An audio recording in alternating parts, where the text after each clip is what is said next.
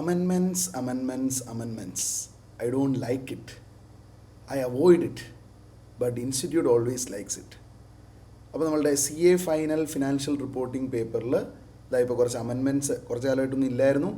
ഇപ്പം 2 അമെൻമെൻറ്റ്സ് 2 നോട്ടിഫിക്കേഷനായിട്ട് വന്നതുണ്ട്. അപ്പോൾ ആ ഒരു സംഭവം നമുക്ക് മെയ് എക്സാം തൊട്ട് ആപ്ലിക്കബിൾ ആണ്. ഈ അമെൻമെൻറ്റ്സിൻ്റെ ഒരു റിവിഷൻ സീരീസാണ്. അമെൻമെൻറ്റ്സിലുള്ള കാര്യങ്ങൾ ഡീറ്റെയിൽഡ് ആയിട്ടുള്ള ഒരു സീരീസാണ് നമ്മളിപ്പോൾ ഈ ഒരു വീഡിയോ സീരീസായിട്ട് ചെയ്യാനായിട്ട് ഉദ്ദേശിച്ചിരിക്കുന്നത്. അപ്പോൾ നമുക്ക് കുറച്ച് സ്റ്റാൻഡേർഡ്സിൽ അമെൻമെൻറ്റ് ഉണ്ട്.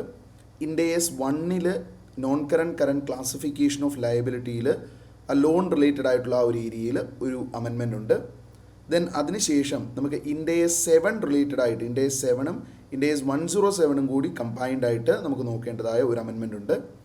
പിന്നെ നമുക്ക് ഇൻഡേസ് 21 ഒരു അമെൻമെൻ്റ് ഉണ്ട്. ഏതെങ്കിലും ഒരു എക്സ്ചേഞ്ച് റേറ്റ് അതിൻ്റെ സിറ്റുവേഷൻ വരുമ്പോൾ വരുമ്പം ഏതെങ്കിലും ഒരു കറൻസിക്ക് എക്സ്ചേഞ്ചബിലിറ്റി ലാക്ക് ചെയ്യുവാണെങ്കിൽ എന്ത് ചെയ്യണം എന്ന് റിലേറ്റഡ് ആയിട്ടൊരു അമെൻമെൻ്റ് ഉണ്ട്. ആൻഡ് ഇൻഡേസ് 12 നമ്മുടെ പില്ലർ ടു ടാക്സസ് എന്ന് പറയുന്ന ഒരു സംഭവം ഗ്ലോബലി ഉണ്ട്. അപ്പോൾ അത് റിലേറ്റഡ് ആയിട്ടൊരു ടെമ്പററി എക്സെപ്ഷൻ ഇൻഡേസ് 12 ഇൻട്രൊഡ്യൂസ് ചെയ്തിട്ടുണ്ട്. അപ്പം ഈ ഒരു ഏരിയയിലൊക്കെയാണ്, ഇത്രയും ഏരിയയിലാണ് നമുക്ക് ശരിക്കും അമെൻമെൻറ്റ്സ് ഉള്ളത്. അപ്പോൾ അതിൽ ആദ്യത്തെ അമെൻമെൻറ്റ് നമ്മൾ ഡിസ്കസ് ചെയ്യാൻ വേണ്ടിയുള്ളത് ഇൻഡേസ് 1 ബേസ്ഡ് ആയിട്ടുള്ള അമെൻമെൻ്റ് ആണ്. ഇൻഡേസ് 1 റിലേറ്റഡ് ആയിട്ട് നമുക്കൊരു അമെൻമെൻ്റ് ഉണ്ട്. അപ്പോൾ ആ അമെൻമെൻ്റ് ആയിരിക്കും നമ്മൾ ഈ ഒരു പെർട്ടിക്കുലർ വീഡിയോയിൽ നോക്കുക. അപ്പോൾ ഇൻഡേസ് 1 അമെൻമെൻറ്റ് എന്ന് പറഞ്ഞിട്ടുണ്ടെങ്കിൽ കറണ്ട് നോൺ കറണ്ട് ക്ലാസിഫിക്കേഷനെ ബേസ് ചെയ്തിട്ടുള്ള ഒരു അമെൻമെൻ്റ് ആണ്. വളരെ ചെറുതായിട്ട് ഇൻസ്റ്റിറ്റ്യൂട്ട് കുറച്ച് സിറ്റുവേഷൻസൊക്കെ ആയിട്ട് എക്സാമ്പിളൊന്നും ഇല്ലാതെയാണ് നമുക്ക് ഈ പറയുന്ന ഒരു RTPയിൽ നമുക്ക് ഈ ഒരു സംഭവം കിട്ടിയേക്കുന്നത്. അപ്പോൾ നമ്മൾ എന്താ ചെയ്യാൻ വേണ്ടി പോകുന്നതെന്ന് ചോദിച്ചാൽ ഈ ഒരു particular topic with the help of some example നമുക്ക് കുറച്ചുകൂടി ക്ലിയർ ആയിട്ട് നമ്മൾ മനസ്സിലാക്കാൻ വേണ്ടി പോവാണ് how it is going to affect the current and non current classification. അപ്പം എന്താണ് ഇവിടെ വന്നിരിക്കുന്ന ചേഞ്ച് എന്നുള്ള സംഭവം നമ്മൾ നോക്കിയാൽ നമുക്ക് നേരത്തെ ലയബിലിറ്റിയുടെ ക്ലാസിഫിക്കേഷനിലുള്ള കാര്യമായിരുന്നു.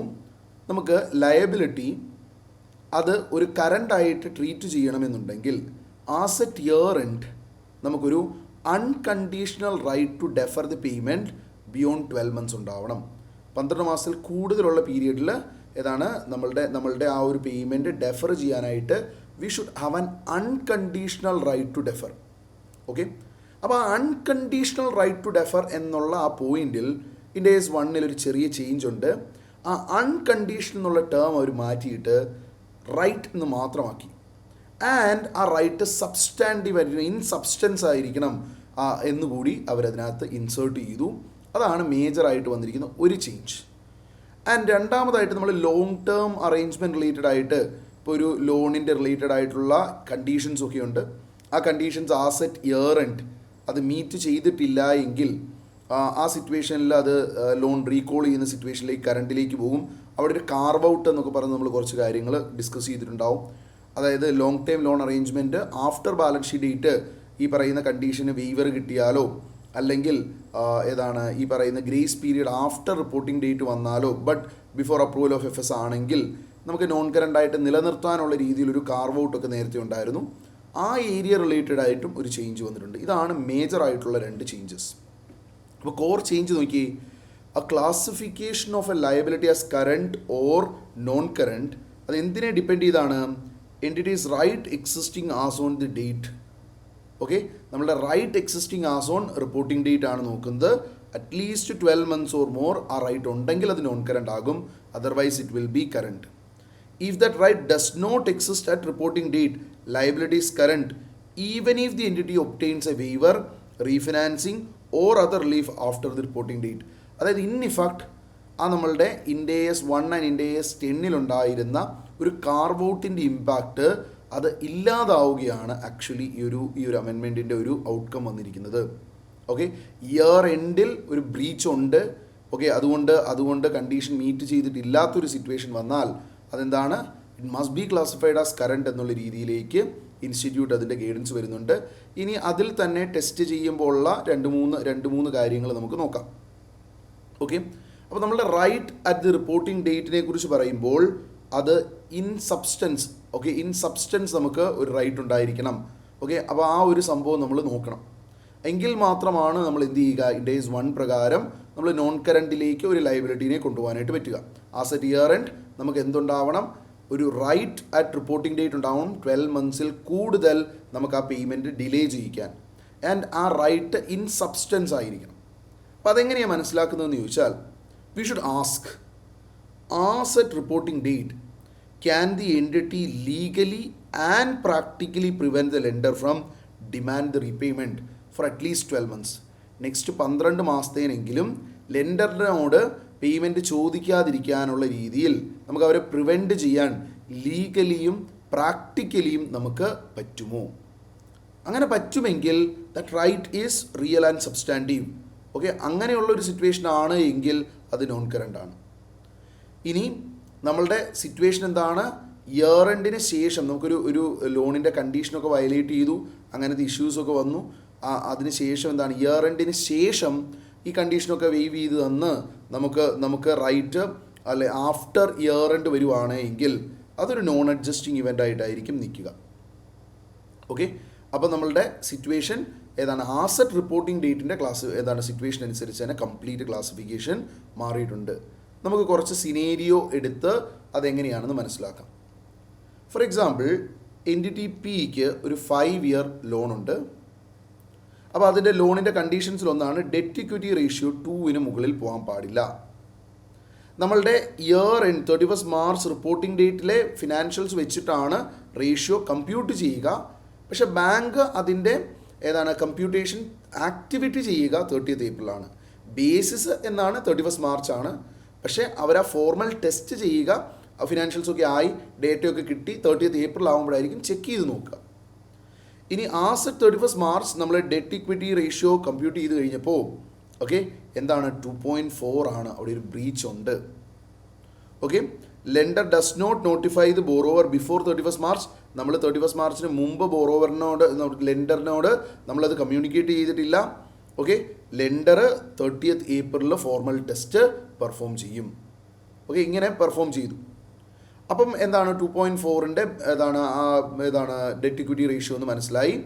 അപ്പോൾ ബ്രീച്ച് ഉണ്ടായി എന്ന് മനസ്സിലായി. ഇനി നമ്മൾ അവരുമായിട്ടൊക്കെ നെഗോഷിയേറ്റ് ചെയ്തിട്ട് on 15th May lender grants return waiver. Okay, ഞങ്ങൾ റീപേയ്മെൻറ്റ് ഡിമാൻഡ് ചെയ്യില്ല എന്ന് 15th May ഒരു വെയ്വർ കിട്ടിയിട്ടുണ്ട്. നമ്മൾ ബുക്സ് ഇതുവരെ ക്ലോസ് ചെയ്തിട്ടില്ല, അപ്രൂവൽ ആയിട്ടില്ല, FSൻ്റെ അപ്രൂവൽ ആയിട്ടില്ല.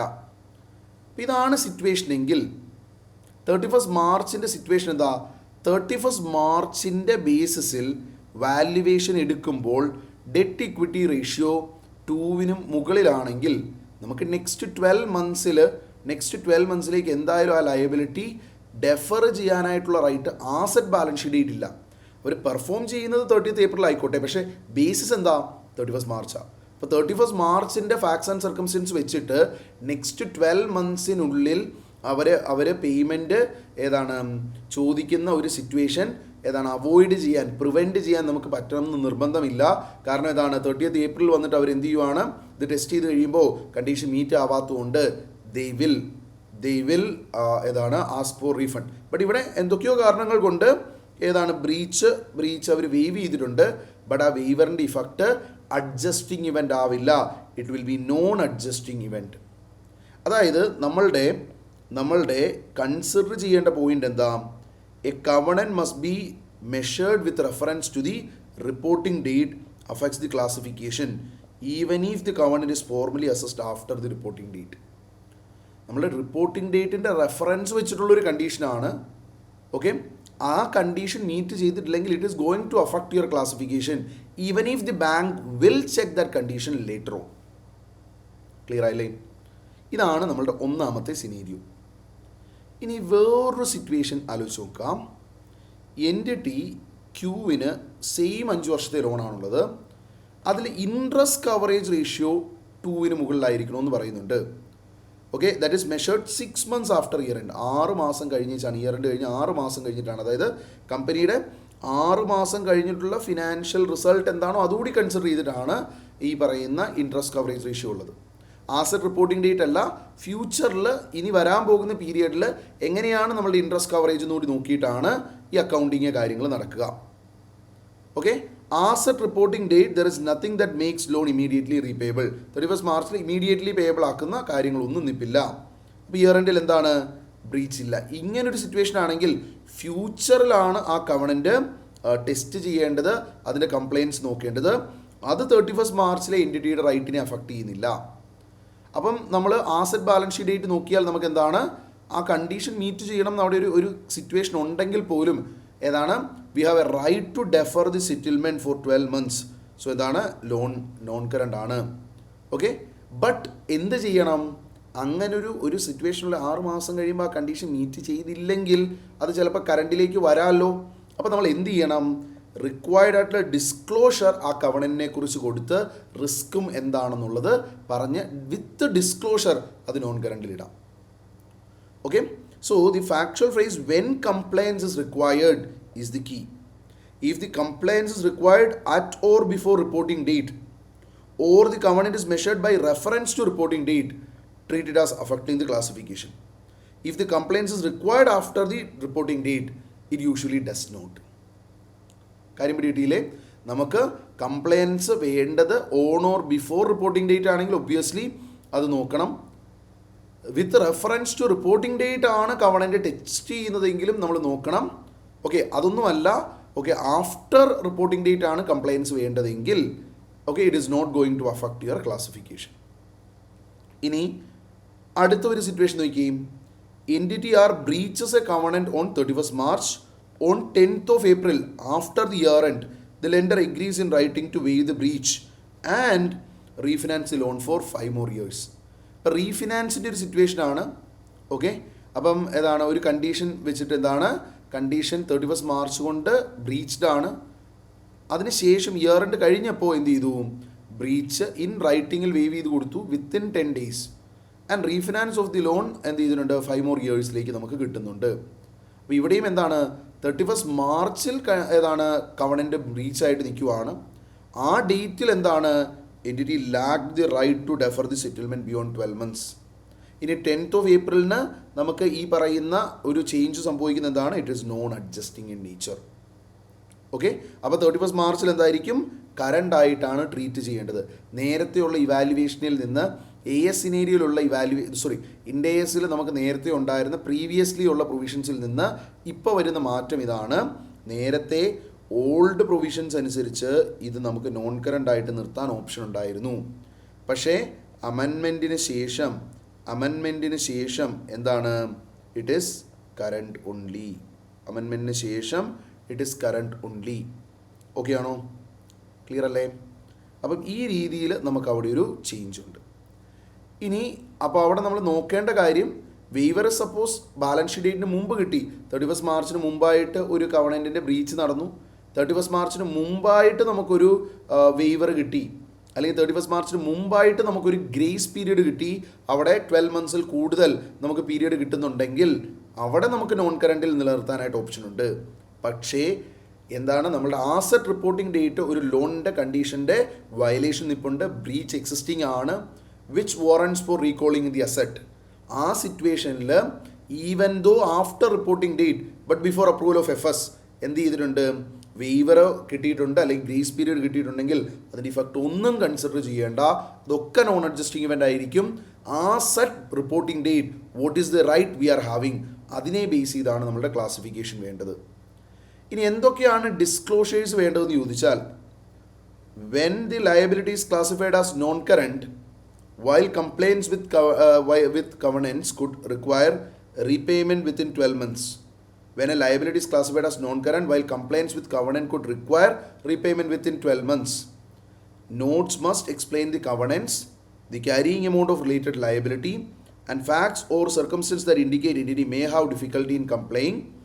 Then, expect exam questions requiring a brief note disclosure or to prepare relevant note showing the carrying amount, covenant nature, testing date and risk. അപ്പോൾ ഈ ഡിസ്ക്ലോഷറിനെ base ചെയ്തിട്ട് നമുക്ക് എന്ത് ചെയ്യാം, വേണമെങ്കിൽ ക്വസ്റ്റ്യൻസ് ചോദിക്കാം. ഇൻസ്റ്റിറ്റ്യൂട്ട് ഇപ്പോൾ അത്യാവശ്യം പ്രാക്ടിക്കൽ ആക്കുന്നുണ്ട് നമ്മളുടെ ക്വസ്റ്റ്യൻസ്. ഓക്കെ, കഴിഞ്ഞ എക്സാമിൽ ഫിനാൻഷ്യൽ ഇൻസ്ട്രുമെൻസിൻ്റെ question is an example, or PPE question that is an example. അപ്പോൾ ആ രീതിയിലുള്ള ക്വസ്റ്റ്യൻസ് ഇൻസ്റ്റിറ്റ്യൂട്ട് കൊണ്ടുവരുന്നുണ്ട്, പ്രാക്ടിക്കൽ ക്വസ്റ്റ്യൻസ് കൊണ്ടുവരുന്നുണ്ട്. So there is a high chance that these may be tested in May exams or September exams. ഇനി അപ്പോൾ നമ്മൾ മനസ്സിലാക്കേണ്ട ഒരു കാര്യം, long term arrangement carve out ഇപ്പം വാനിഷ്ഡ് ആയോ, ദി ആൻസർ ഈസ് യെസ്. നേരത്തെ ഏതാണ്, നമുക്ക് ആഫ്റ്റർ ബാലൻസ് ഷീറ്റ് ഡേറ്റ് നമുക്ക് ഏതാണ് ഒരു ബ്രീച്ചിൻ്റെ ഇഫക്റ്റ് ലെൻഡർ വേവ് ചെയ്യുകയോ അല്ലെങ്കിൽ grace period more than 12 months after balance sheet date കൊടുക്കുകയോ ചെയ്താൽ പോലും അതിനെ നോൺ കറണ്ട് ആക്കാൻ ഓപ്ഷൻ സ്റ്റാൻഡേർഡ് തന്നിരുന്നു. ഇപ്പോൾ വന്നിരിക്കുന്ന അമെൻമെൻറ്റ് നമ്മൾ നോക്കിയാൽ that gap is removed. Okay, now Indian adoption of IASB clarification aligns Ind AS 1 with that approach. So previous practice in India that sometimes relied on post-reporting waiver to claim non-current presentation no longer valid once the amendment is applied. അപ്പോൾ എക്സാമിൽ നമ്മുടെ check list നോക്കുകയും ask vote rights existed on reporting date. Okay, നമുക്ക് ഈ പറയുന്ന payment defer ചെയ്യാനായിട്ട് ഏതെങ്കിലും രീതിയിൽ റൈറ്റ് ഉണ്ടോ എന്ന് നോക്കുക. If none of those rights exist it is current. ഇനി ഒരു കവണൻ്റ് റിപ്പോർട്ടിംഗ് ഡേറ്റ് അതിൻ്റെ റെഫറൻസ് വെച്ചിട്ടാണോ അത് റിപ്പോർട്ടിംഗ് ഡേറ്റിന് മുമ്പാണോ അത് ടെസ്റ്റ് ചെയ്യുന്നത്? അങ്ങനെയെങ്കിൽ അതിൻ്റെ ബ്രീച്ച് നടന്നിട്ടുണ്ടോ എന്ന് നോക്കുക. ബ്രീച്ച് നടന്നിട്ടുണ്ട് before reporting date, by reporting date അതിൻ്റെ വെയ്വറോ ഗ്രേസ് പീരിയഡോ അങ്ങനെ ഒന്നും കിട്ടിയിട്ടില്ല. ബ്രീച്ച് ആസെറ്റ് റിപ്പോർട്ടിംഗ് ഡേറ്റ് ഉണ്ടെങ്കിൽ ആ ബ്രീച്ചിൻ്റെ ബേസിസിൽ നമുക്ക് എന്ത് വരാം, നമുക്ക് ആ അസറ്റ് ആ ലോൺ ബാങ്ക് എന്ത് ചെയ്യാം, നമ്മളോട് തിരിച്ചടയ്ക്കാൻ മുഴുവൻ എമൗണ്ട് ഒറ്റയടിക്ക് റീപേയബിൾ ഓൺ ഡിമാൻഡായിട്ട് പേ ചെയ്യാൻ പറയാം. അപ്പോൾ അങ്ങനെ വന്നിട്ടുണ്ടെങ്കിൽ അതെന്താണ്, നമ്മളുടെ ക്ലാസിഫിക്കേഷനെ അഫക്റ്റ് ചെയ്യുന്ന കാര്യമാണ്, കറണ്ടിലേക്ക് മാറ്റണം. Post reporting waiver or refinancing അത് നോൺ അഡ്ജസ്റ്റിംഗ് ആവും ക്ലാസിഫിക്കേഷൻ. ഓക്കെ, നോൺ അഡ്ജസ്റ്റിംഗ് ആയിരിക്കും ക്ലാസിഫിക്കേഷൻ. അപ്പോൾ നമുക്ക് എന്താണ്, വെയ്വറോ റീഫിനാൻസിങ്ങോ സബ്സീക്വൻ്റ്ലി കിട്ടിയാൽ അതിന് ഇഫക്റ്റ് കൺസിഡർ ചെയ്യരുത്. But disclose as event after reporting period. ഇനി if the lender committed on or before reporting date to a 12 months grace period, then liability non current ആക്കാം പഴയതുപോലെ. ഇതാണ് ഇവിടെ Ind AS 1 വന്നിരിക്കുന്ന അമെൻമെൻറ്റ്.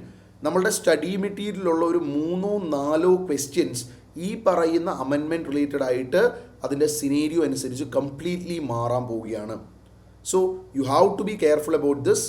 ഓക്കെ, ഈ amendment current non current ക്ലാസിഫിക്കേഷനെ base ചെയ്ത് institute ഇടയ്ക്കൊക്കെ ക്വസ്റ്റ്യൻസ് ചോദിക്കാറുള്ളതാണ്. അപ്പോൾ ഇങ്ങനെയൊരു ഡ്രാസ്റ്റിക് ചേഞ്ച് വരുമ്പോൾ there is a high chance that institute may ask in the upcoming examination. Okay, അപ്പോൾ നമുക്ക് അടുത്ത പാർട്ടായിട്ടായിരിക്കും വരിക. ബാക്കിയുള്ള അമെൻമെൻറ്റ്സ് ഓരോ പാർട്ടായിട്ടായിരിക്കും വരിക. അപ്പോൾ അതിൽ ബാക്കിയുള്ള ഓരോന്നും ലാക്ക് ഓഫ് എക്സ്ചേഞ്ചബിലിറ്റി ആയിരിക്കും അടുത്ത വീഡിയോ. അതിനുശേഷം ഓരോ അമെൻമെൻറ്റ്സും നമ്മളിങ്ങനെ ഡീറ്റെയിൽഡ് ആയിട്ട് ഡിസ്കസ് ചെയ്യുന്നുണ്ടാവും. അപ്പം subscribe to the channel if you are not subscribed and stay focused in your exams. May 2026 ആയിക്കോട്ടെ, സെപ്റ്റംബർ എക്സാംസ് ആയിക്കോട്ടെ, അതിന് വാലിഡ് ആയിട്ടുള്ളതാണ്. So stay tuned. Will see in the next video. Thank U.